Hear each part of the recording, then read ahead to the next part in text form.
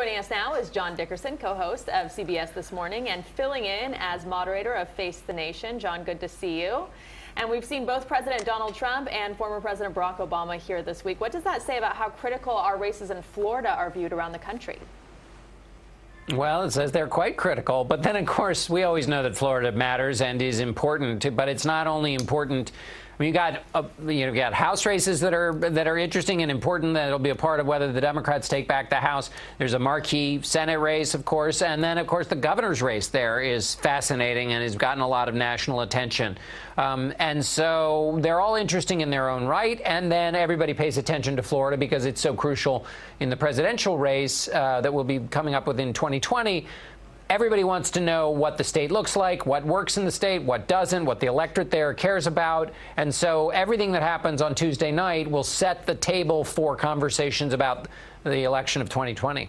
John, let's talk about the governor's race. We know what we're watching for here in Florida, but what will the rest of the country be looking at in this race?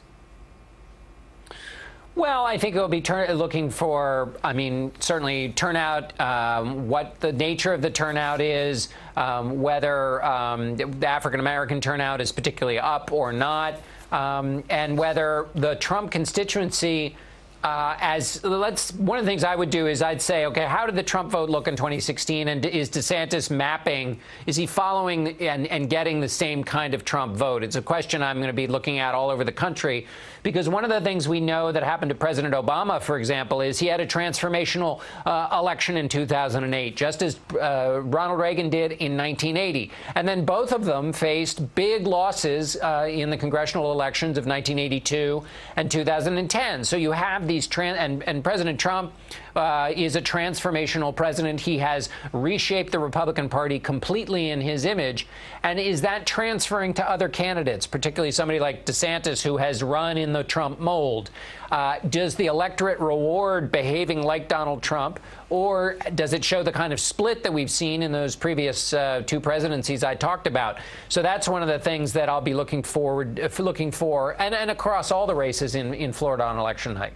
And, John, the other really big race everyone's watching here is between Senator Bill Nelson and Governor Rick Scott. What impact is this race going to have on determining the balance of power in the Senate?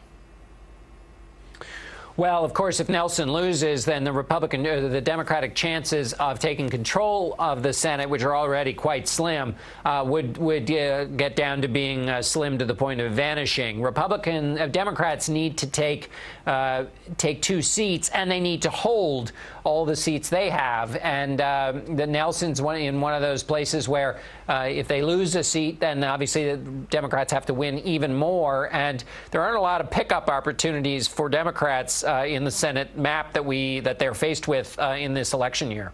Well, we've had a record-breaking early voting turnout, so a lot of interest in this election. John, thank you so much for joining us and offering your insight.